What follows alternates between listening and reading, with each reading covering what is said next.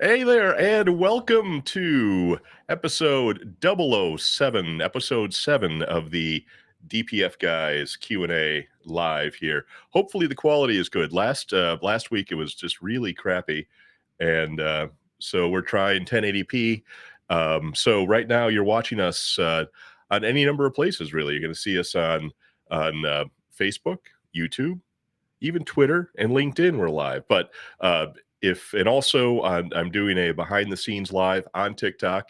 So if you want to find DPF Guys on TikTok and watch in two places at once, you can definitely do that.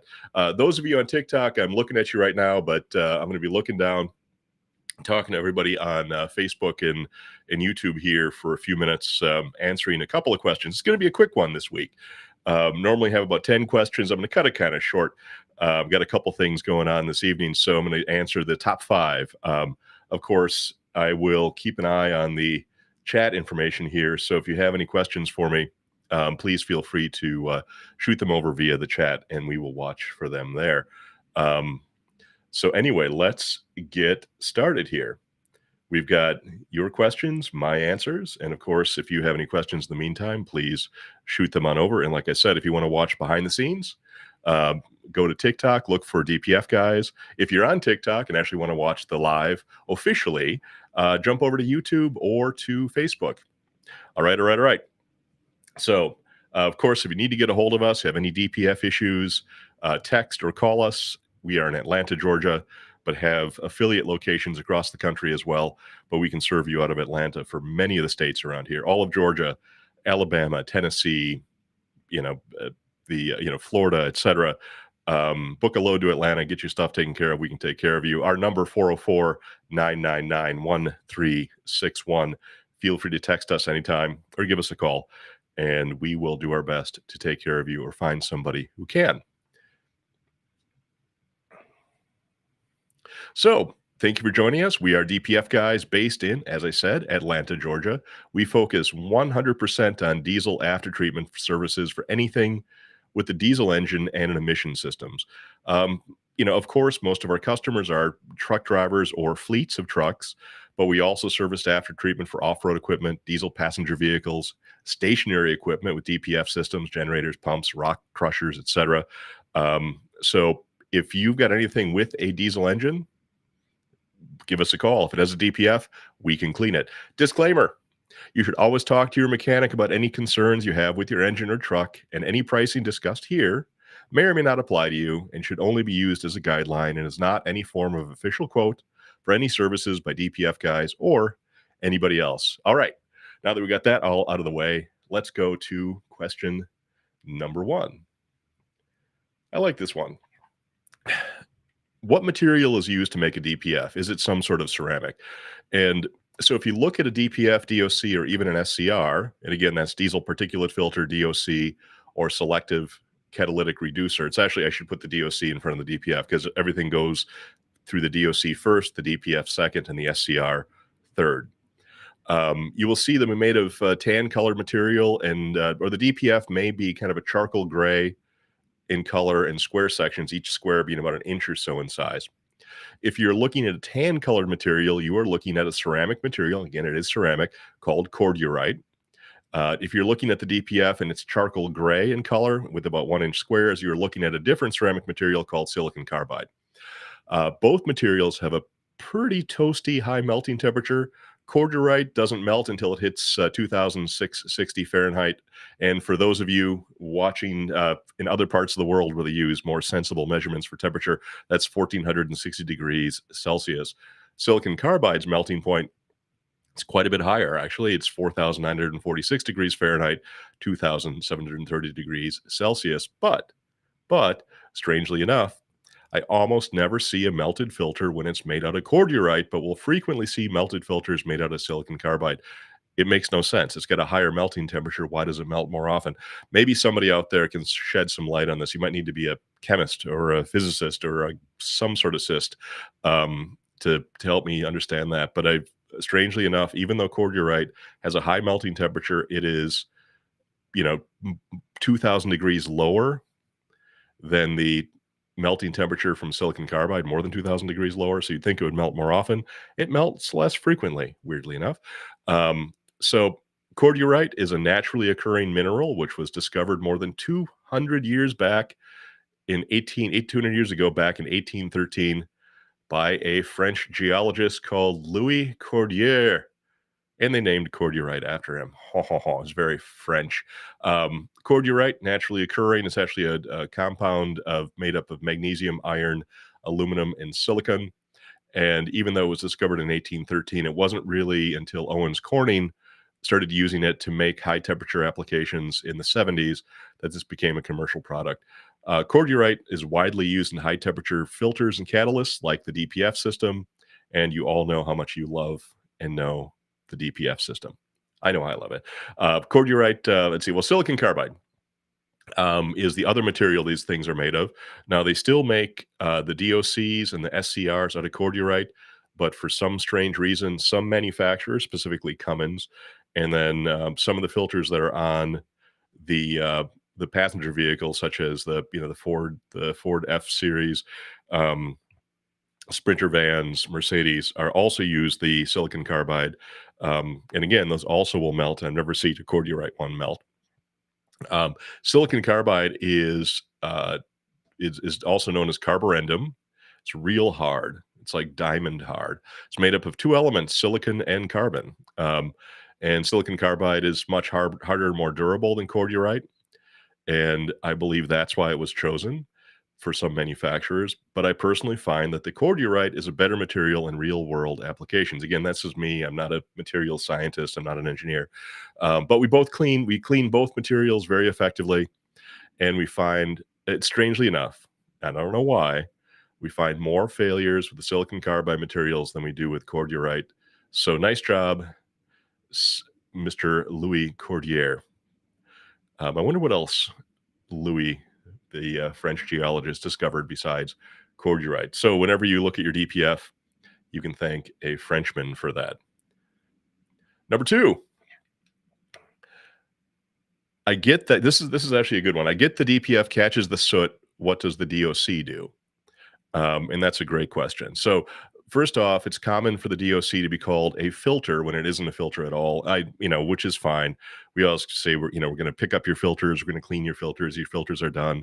Um, we call it a filter for the sake of simplicity, but the only part of your system that's actually filters anything is the DPF, which is short for diesel particulate filter. The DOC or DOC is actually the long version of DOC is diesel oxidation catalyst, and for the most part, it just sits there in your system doing nothing until your truck's ACM or after treatment control module detects an increase in exhaust back pressure caused by the buildup of soot in the DPF, and it will begin the regeneration or regen process. And yes, there are sometimes different control modules that manage this function, but for the most part, it's your ACM's job, um, or after treatment control module, to do this work and make these decisions about temperature and pressure and things like that. So most of the time, when your ACM picks up on the fact that exhaust pressures are a little high and it needs to kind of clear that soot out, it will call for a regen. And most of the time, that regen is totally passive. And that will happen when you're driving at highway speeds. And sometimes you may not even notice it. Other times, if it's been a long time since your last DPF cleaning, or if your soot buildup is really heavy, the ACM will signal that it requires a parked regen, which means that you will need to pull over and let the truck run a more thorough regen to burn off the heavy soot. During the regen, the truck will normally increase engine RPM a bit, sometimes a lot, to create the amount of exhaust temperature needed. And once the desired exhaust temperature is reached, and that's normally picked up on the DOC inlet temperature sensor, it'll either trigger the seventh injector or the fuel injectors themselves to add a small amount of unburned diesel fuel, or they call it hydrocarbon, to the hot exhaust.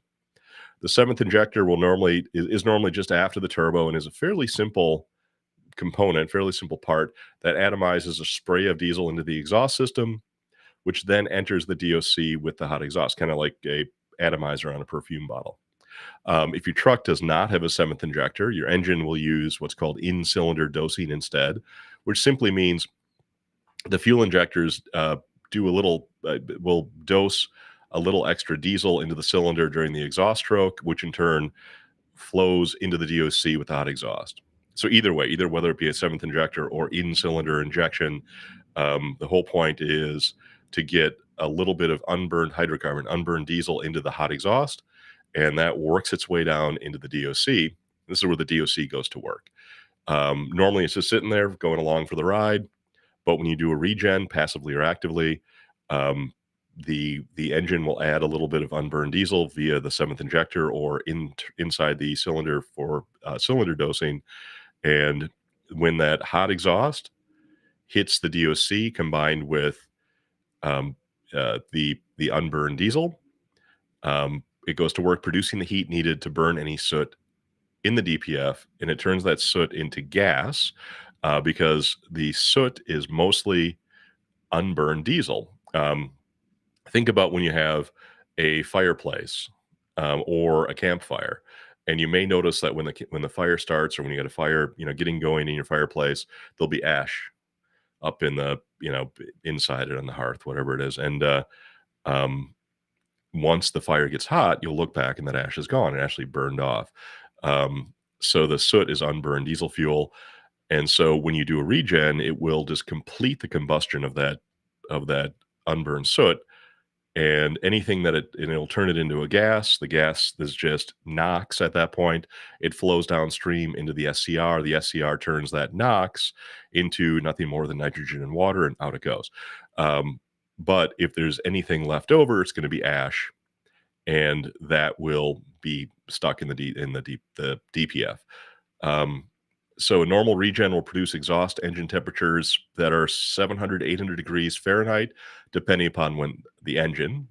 But when that exhaust with unburned diesel fuel hits the DOC, that DOC catalyzes the exhaust, and through a chemical reaction will produce a temperature of about 1,100, about 1,100 degrees, and that's what's needed to burn that soot into gas and ash.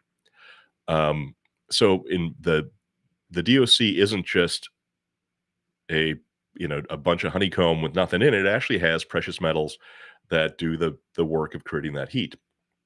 And those precious metals are, say it with me, platinum, palladium, rhodium.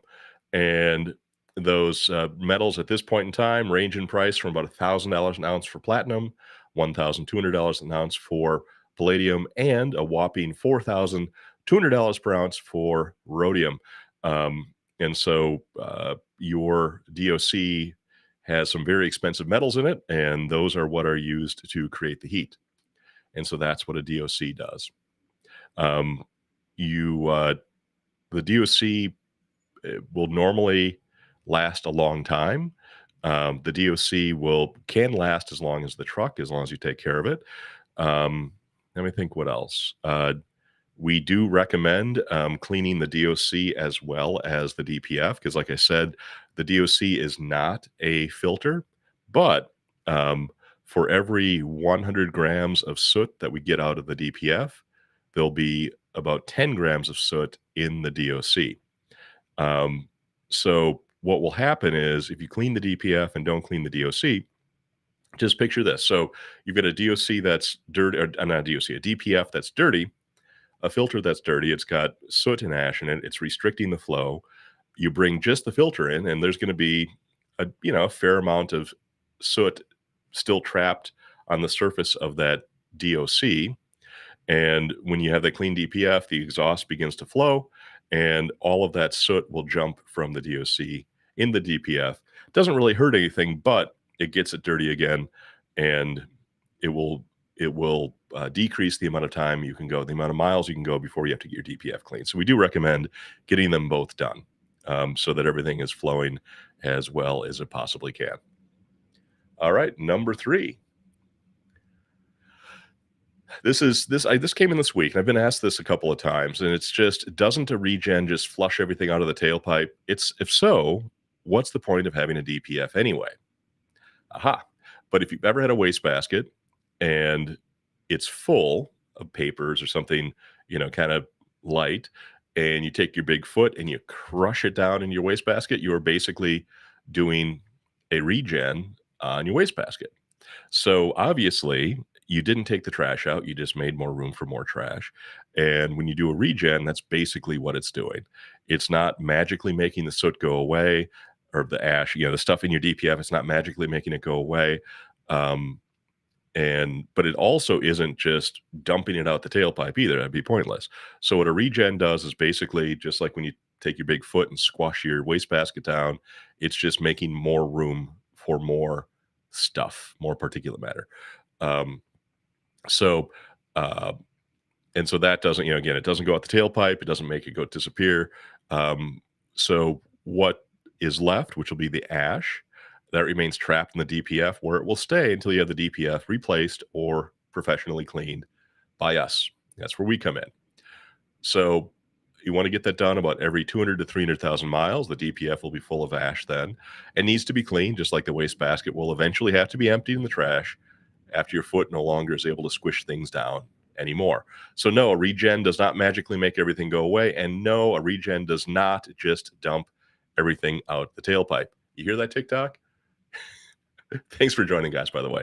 And like I said before, if you have TikTok and want to see the behind the scenes of what's going on right now, jump on and pick up the live. And if you're on TikTok and want to check out this live on Facebook or YouTube, jump over to Facebook or YouTube and join on in. Let me go to question number 4, which is, depends on the state you live in, does it not? I know where I live, people delete them straight off the dealership lot.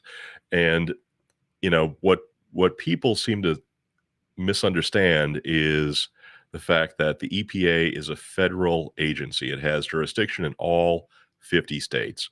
So, even if your state is not as strict about emissions, and many of them are pretty loosey-goosey, Georgia kind of being one of them, the EPA still has full authority. In fact, I just saw a news article today, yet another DPF delete company got caught and fined $1 million.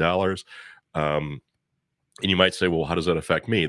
How it affects you is they will go through all of that all of that company's records, and they will find each and every one of those customers, and they will send them all a letter saying, if you deleted, please fix that. If not, someone's going to be knocking on your door at some point. And yeah, someone might have thousands of customers. They're not going to go, fine everybody, but all they have to do is get a small percentage of them to send a message. So just tread lightly there.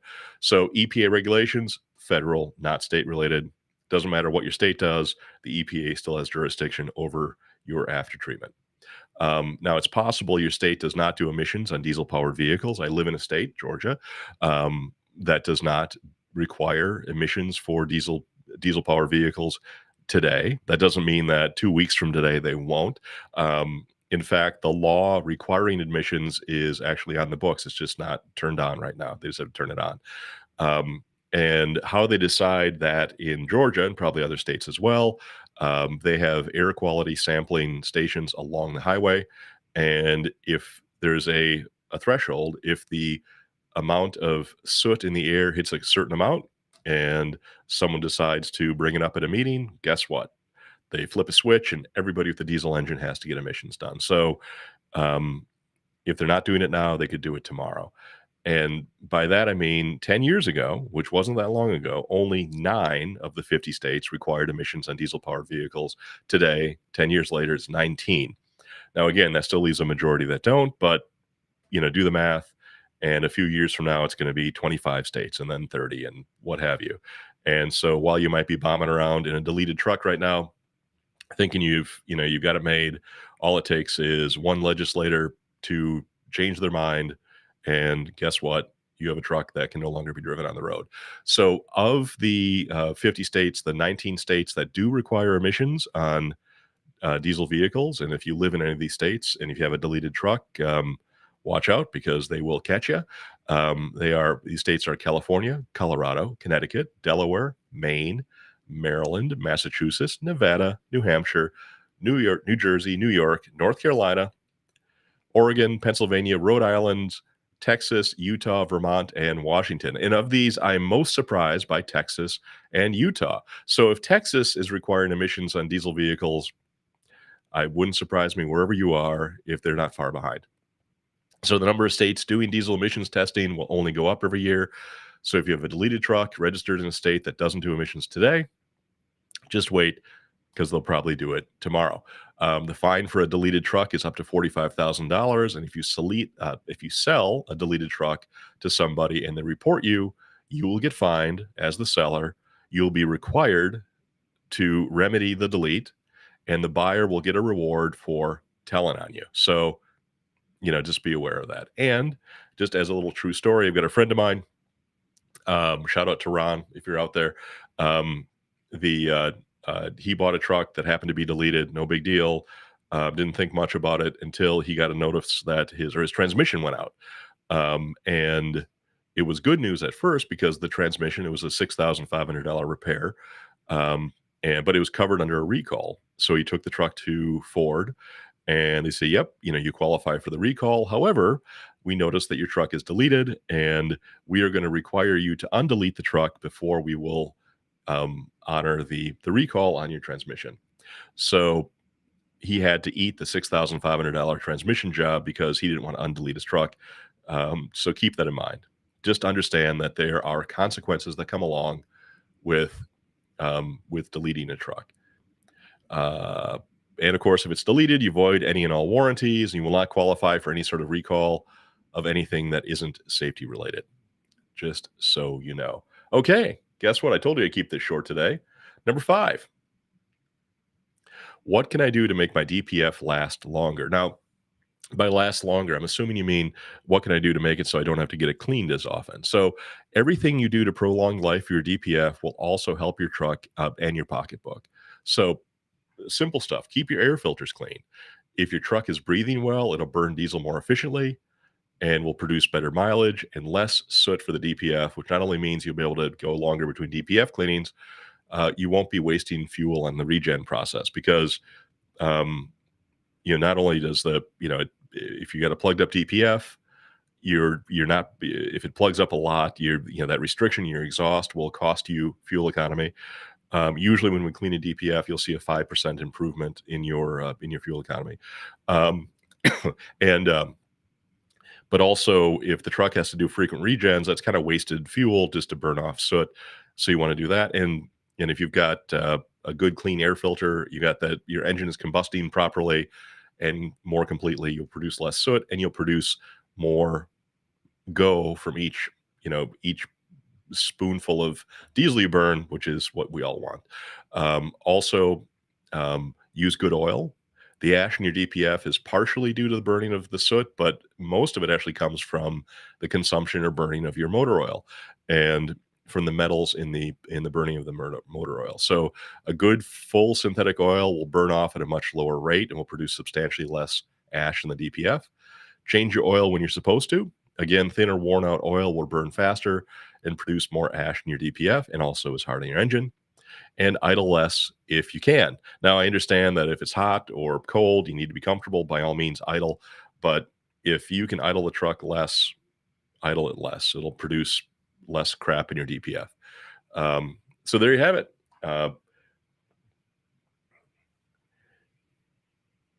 Your questions, my answers. And if you have any comments, I'm going to quick check my comments here, see if there's anything that came in. Nobody's commenting other than TikTok.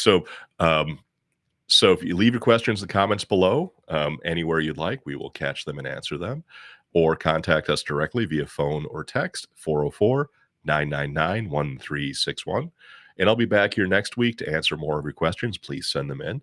And remember to subscribe to not just our YouTube channel. I mean, definitely subscribe to the YouTube channel. We're going to have some cool stuff coming up there. Like our Facebook page. And find us on TikTok. I try to produce kind of entertaining, informative stuff on TikTok. And if you're a corporate type, look for me, James Wendt from DPF Guys on LinkedIn and send me a connection request. So thanks for watching, and I'll see you next week. What I'm going to do, anybody watching on the live right now, now once it's recorded, you're not going to be able to do this, but anybody watching live right now on YouTube or Facebook or anywhere you might be, jump over to TikTok. I'm going to continue this conversation more in depth, answer some questions that have come on. One of them just came in was, what's the price for different cleaning, et cetera. So I'm gonna be answering some pricing questions, some other stuff. But everybody out there, other than TikTok, because I will get to you in a second, thanks for watching, and I will see you next week.